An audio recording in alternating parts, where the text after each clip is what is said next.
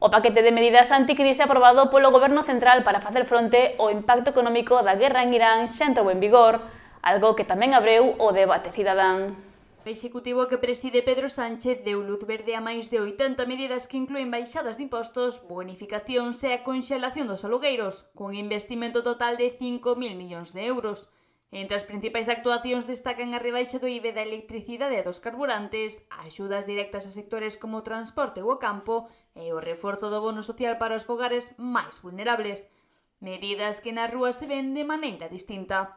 También me parecen bien todo lo que sea bajada de impuestos para, digamos, para hacer frente a lo que es la subida de la gasolina, la luz, el gas. Parece bien porque no tenemos mecanismos, no somos productores ni de petróleo ni de gas.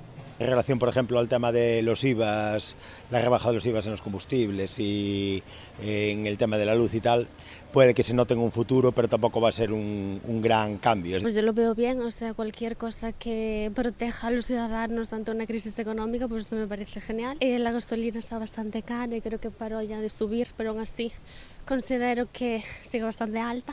Pero bueno, a ver, cualquier cosa que se haga para pues poder paliar estos efectos de la guerra, pues me parece bien.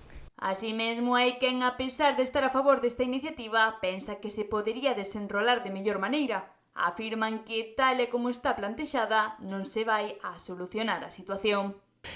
Bajar solo ciertos productos no va a eliminar el problema. Puede amortiguar,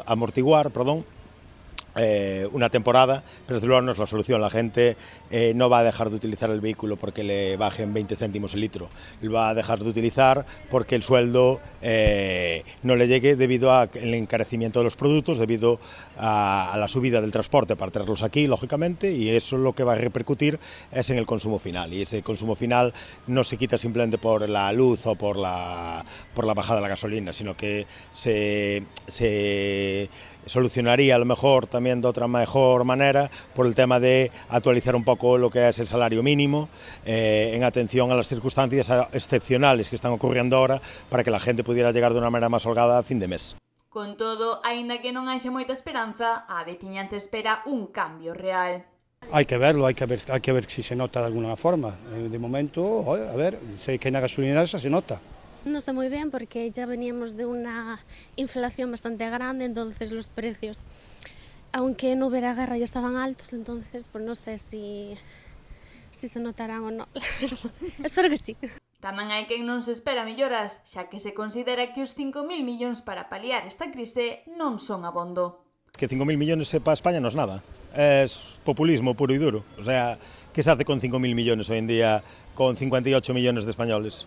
No sé, ¿sabes? O sea, me pareció ridícula. Yo en un momento incluso pensé que la cantidad era errónea. As medidas estarán en vigor, en principio, ata finais de xuño, aínda que o Goberno non descarta ampliálas dependendo da evolución do conflito internacional e do seu impacto na economía.